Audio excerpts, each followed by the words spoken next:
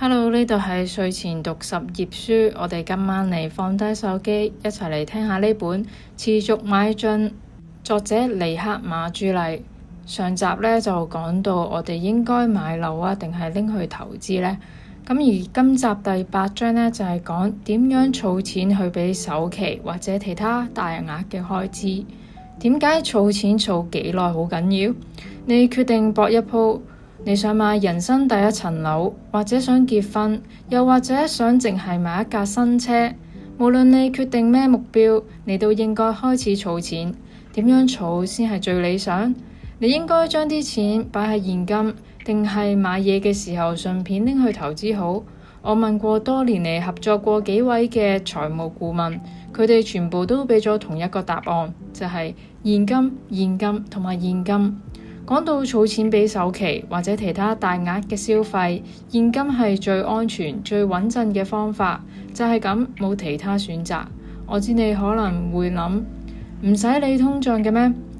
係嘅，當你儲緊錢嘅時候，通脹每年都會令到你啲錢嘅購買力跌咗幾個百分比，但因為你只係短暫，例如幾年內儲錢，其實影響唔算大。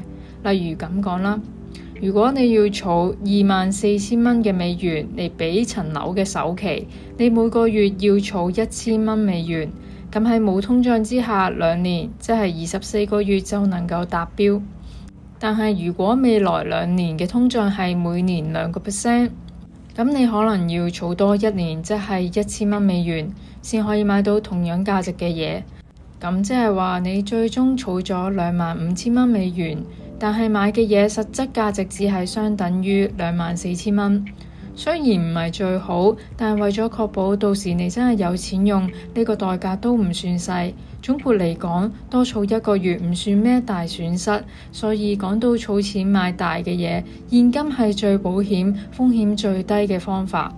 咁但係如果你想儲錢，同時對抗通脹呢？又或者你要儲錢儲過2年呢？現金係咪最好選擇？要答呢個問題，就要攞現金儲蓄同埋債券儲蓄嚟比較下。債券儲蓄好過現金儲蓄咩？為咗試下用債券會唔會好啲，我哋繼續用每個月儲1000蚊美元作例子。不過今次我哋會將啲錢投資喺美國國庫債券，透過 ETF 即係交易所買賣基金或者係指數基金嚟投資。買美國國債理論上可以賺啲回報，同時又屬於低風險嘅資產。咁聽落去好似幾好喎。咁投資國債有咩唔好？低風險就唔等於零風險。例如中期國債都有可能跌超過3%。呢啲債券價格嘅波動話俾我哋知，相比起現金將儲蓄拎去買債券，可能會令到你嘅目標延遲達成。再睇翻一個例子，就係你每個月儲1000蚊美金，儲到24,000蚊為止。但係如果你拎啲錢去投資債券，而你儲到接近尾聲嘅時候，債券價格跌咗3%，你就會損失大約750蚊美金。即係24,000嘅3%，呢個跌幅如果喺後期先出現，會比早期出現更傷，因為你到時已經投資咗好多錢，損失自然更大。為咗補償呢一個損失，你就要儲多1個月，即係多1000蚊美金先至達標。換句話講，就算你用咗債券，最終你都要儲多1個月。事實上，根據由1926年開始嘅歷史數據，如果你每個月投資1000蚊美金喺美國債券，想儲到24,000蚊美金，平均就要花25個月先至達標。有時用債券可能係多過25個月先儲到，有時有可能快啲。但係總括而言，債券都未必比現金更快達標。儘管係咁，相比起儲現金，其實投資債券仲快啲可以達成我哋嘅目標。如果我哋由1926年開始計，照住純粹儲現金嘅方式去做，經過通脹調整之後，平均要用26個月先儲到24,000蚊美金。咁點解比起之前講嘅25個月仲耐？係因為長期嚟講，通脹係有變化。如果通脹一直都係2%，你用現金儲錢就真係差唔多要用25個月。但如果通脹高啲，就要儲耐啲先儲夠。事實上喺某啲時期，每個月要儲1000蚊美金，要接近30個月先儲到24,000蚊美金。如果你嘅儲錢期係2年左右，債券通常係快過現金，不過兩者之間其實相差唔大。投資債券可能25個月都搞掂，用現金就要26個月。咁與其擔心到時債券加跌，搞到冇錢用，不如儲多1個月嘅現金，其實都係一個細啲嘅麻煩。事實上，1926年以嚟有30%嘅時間，你就算揸住現金達成24,000蚊美金儲蓄目標，所需要嘅時間其實係同債券一樣，甚至快過佢。喺呢點顯示咗，如果你儲錢嘅時間係少過2年，揸現金可能係最佳嘅選擇，因為風險相對細。就呢種情況嚟講，我問過嗰啲財務顧問嘅直覺其實係啱嘅。但係如果你儲錢係為咗要耐啲，同埋儲大額嘅開支超過2年嘅話，係咪應該轉政策呢？如果儲錢時間超過2年，當你要儲錢儲超過2年，要用現金去儲，其實個風險可能係大過你想象中。例如，如果你透過每個月儲1000蚊美金，目標係儲到6萬美金，理論上冇通脹嘅情況下就係60個月，即係5年。但係如果你真係由1926年開始咁做，有一半嘅情況下，你要花61至到66個月先至儲夠，比起你預期多咗1至6個月，有15% 嘅情況，你甚至要72個月或者以上，即係多咗1年嘅時間先可以儲到。如果你完全揸住現金，平均要花67個月先能夠儲到6萬美金。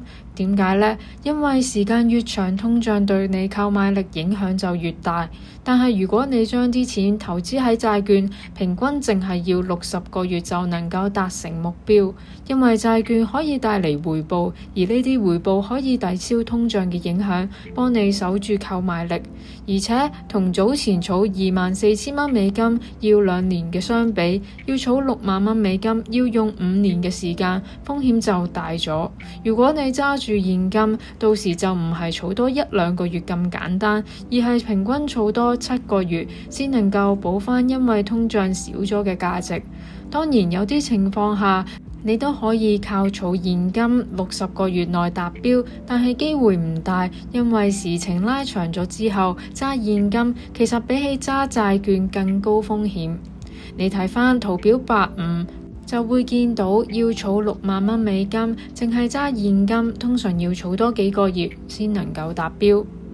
你會見到，當你儲錢嘅時間越長，喺我哋睇過所有時期入面，揸住現金嘅表現都差過投資債券。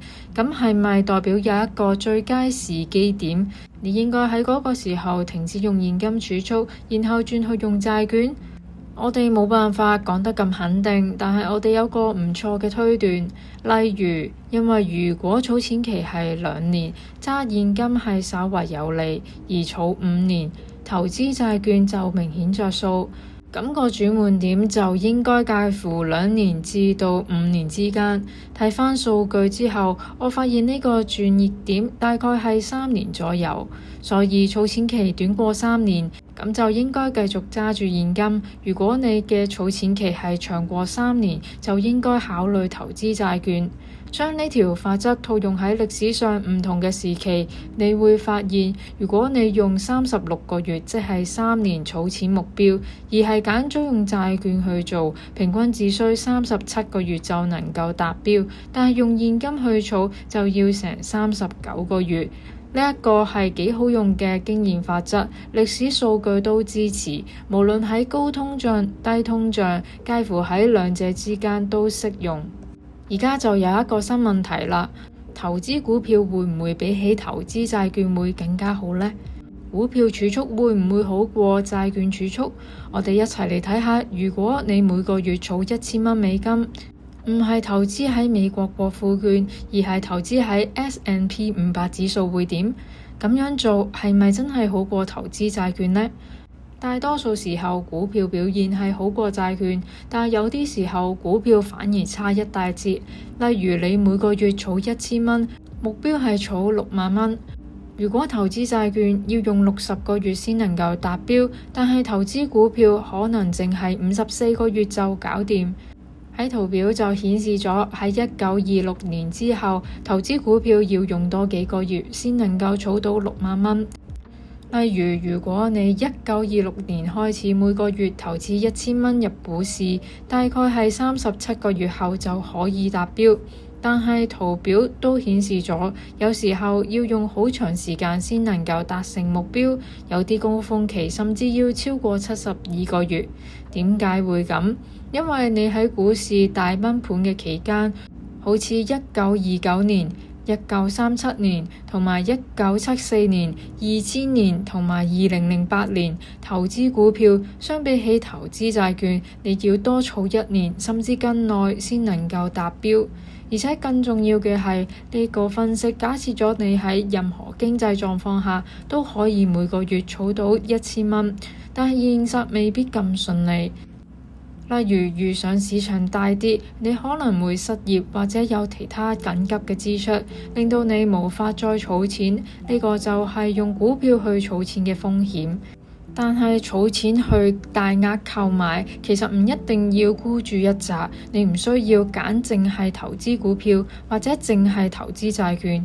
事實上，如果你係為咗5年或以上嘅大額開支而儲錢，你可以選擇一個更適合自己事情或者風險取向嘅平衡式投資組合。點解事情係最重要嘅因素？根據上面嘅實證分析，好清楚就睇得出，當你儲錢準備大額開支，儲蓄用咩形式係要根據你儲錢用幾耐去決定嘅。如果你儲錢嘅時期短，現金就係王道；但係如果你儲錢嘅時間越長，就要考慮其他選擇。除非你真係接受每年俾通脹蝕購買力，否則你就要考慮投資債券或者股票，等你啲錢可以保住價值。最後要提一點，呢個分析係假設你堅持每個月都儲錢，直到達成目標。但係就好似前面幾章提過，其實我哋個人嘅財務狀況好少咁穩定。如果你早過預期儲到錢，恭喜晒，你就可以買到你想買嘅大額支出。但係如果你等到某個特定時期先用着呢一筆錢，例如將來結婚，你就應該考慮將儲蓄落嚟嘅錢拎去投資，確保購買力唔會縮水。即係話，一係將啲錢放喺回報高嘅投資，一係就喺通脹預期之下儲多啲現金。即係你要儲多過你名義上嘅目標。無論你揀邊種方式，有啲理財問題，與其話係科學，不如話係藝術。所以我建議你根據你當下可以用到嘅投資選項去調整你嘅策略。講完點樣去儲錢應付大額嘅支出，下一個大問題就係你幾時可以退休？咁今日呢一章就讀到嚟呢度啦，唔知大家有咩諗法呢？咁作者其實喺儲錢呢一方面冇俾到一個好死嘅方法俾大家，佢都係覺得要因應自己嘅目標啦，同埋年份去決定邊一種投資方式係適合自己。咁而我自己儲錢呢，可以分享下就係，其實我冇一個好特定嘅目標，只係覺得儲錢係應該為咗未來有更好嘅生活。咁我自己大多數嘅投資都係放喺股票同埋 ETF 上面啦。咁都會尋求一啲算係比較穩定嘅股票啦，應該都唔算穩定，應該都係大家會投資嗰啲股票咯。